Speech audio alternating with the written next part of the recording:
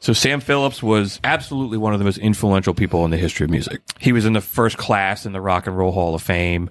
So he was born in Florence, Alabama in 1923. The thriving metropolis. You ever been to Florence, Alabama? I have not. I missed that Never one heard too. of it. It was a left turn to Albuquerque, right? Right. And he grew up in a very agricultural part of the country where people were out in the fields singing gospel music. Blues was really big. And he said he grew up hearing sharecroppers singing, and he just became fascinated with sound. It wasn't he became fascinated with music. It was sound that he became fascinated with. I mean, him and his family came from nothing.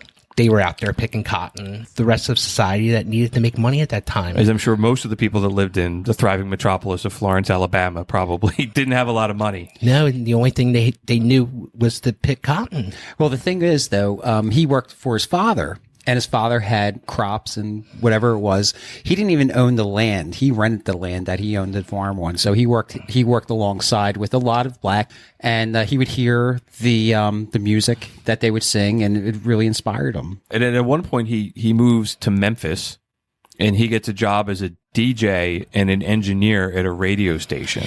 Yeah, Sam Phillips worked for a radio show at WERC, which was recorded on top of the Peabody Hotel, which is the famous hotel in Memphis that has the ducks walking around into the pond. Me and Doug were there. But he was an MC for a socialite program back in probably the 30s and the 40s. People couldn't go out. The sharecroppers could go out to nightlife.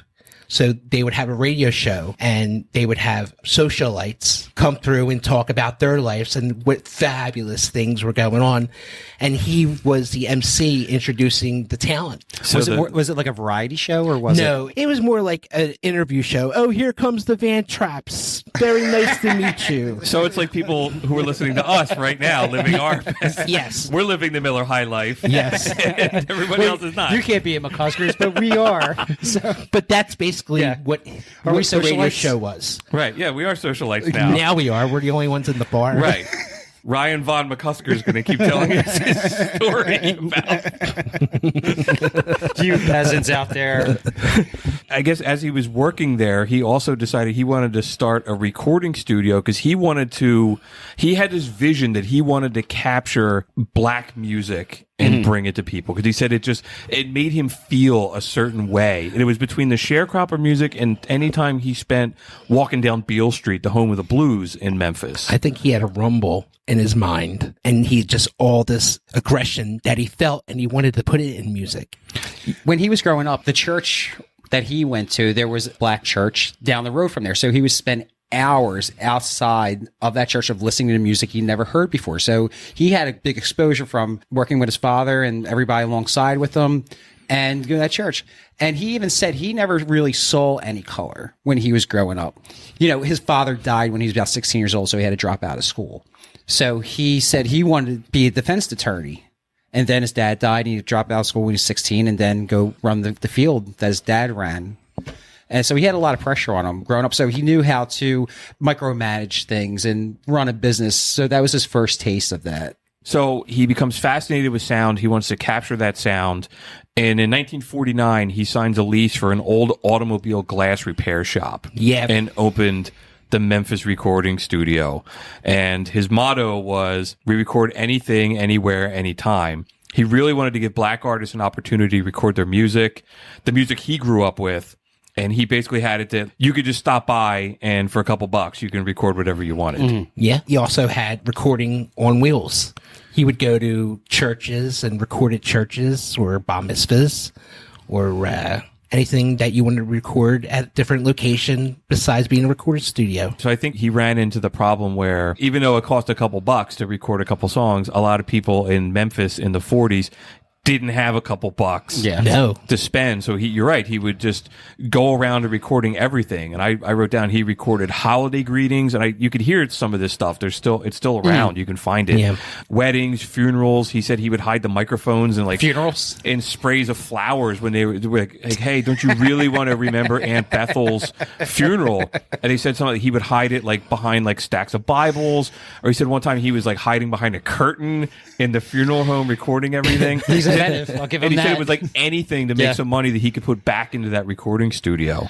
Imagine all the stuff that nobody ever heard that he recorded. Yeah, the shit that nobody cares about. I'm looking at like dark side of life. Like, Right. And back then when you would record everything, he didn't have a record label. So I guess the way things worked back then was he would record somebody and then he would sell the distribution rights to that song to another record label. Yeah. Like Chess Records, you see them, they come up a lot. Sure. The very famous blues label in Chicago. And they said at some of these times when he was recording all this stuff, they said he was working 20 hours a day. Yeah. And that's where he had a nervous breakdown. Well, it wasn't the first nervous He had breakdown. he had a couple. That At a very young age. He, at very young age, had mental problems. He was shock treatment. Yeah, 21 years old. Yeah, he was institutionalized and got shock treatment Voluntarily. To help. Yeah. He got that voluntarily. Go on YouTube and look for interviews with Sam Phillips. He's got a twitches in his eye.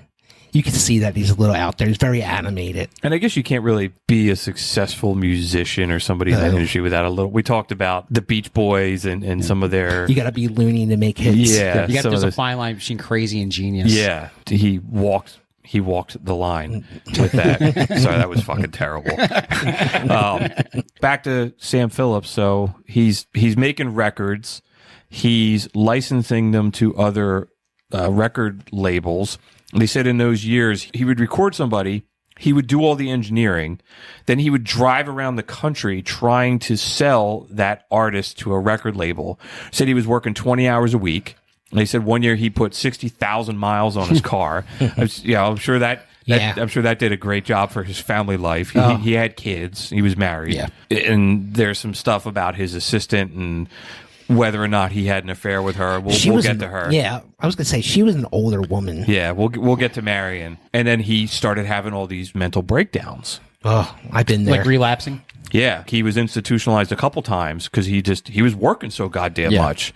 And then I guess at some point in the early 50s, he realizes, like, what the hell am I doing this for? The real money is in distributing the stuff, the music, instead of just recording it. So then he created Sun Records. Well, he created a record label, and there was like one that was very short-lived, and then eventually he started Sun Records. Yeah, you could go in to Sun Records, record one side for $3, record two sides for $4, and you could just walk in and record anything at your own. But, to be on the Sun record label, he had to like you. He discovered all of his acts. He had to see something special in you to be on his Sun label. Or Marion had to see something special in you as well. Yeah, she was a little bit more together than he was. Yeah. Maybe let's just finish about the building. And then maybe we should talk about Marion a little bit, and then we can start diving into some of the music if that's cool. Yeah. So Sun Records wound up, they were around for like 16 years, and they did 226 singles. So they just take off, and they get like incredibly prolific. And there's a lot of very famous people that came out of Sun Records, and there's a lot of people that have just been completely forgotten to history, some of which we're going to talk about today, and there's some really cool stuff. Sam winds up selling the record label in 1969 for $1 million. $1 million? $1 million, which is still it's 1969. Right. He takes that money and he invests in the Holiday Inn, which is a regional hotel chain that started in Memphis that was just about to go nationwide. Wow. And he was an early investor into that, made him incredibly wealthy.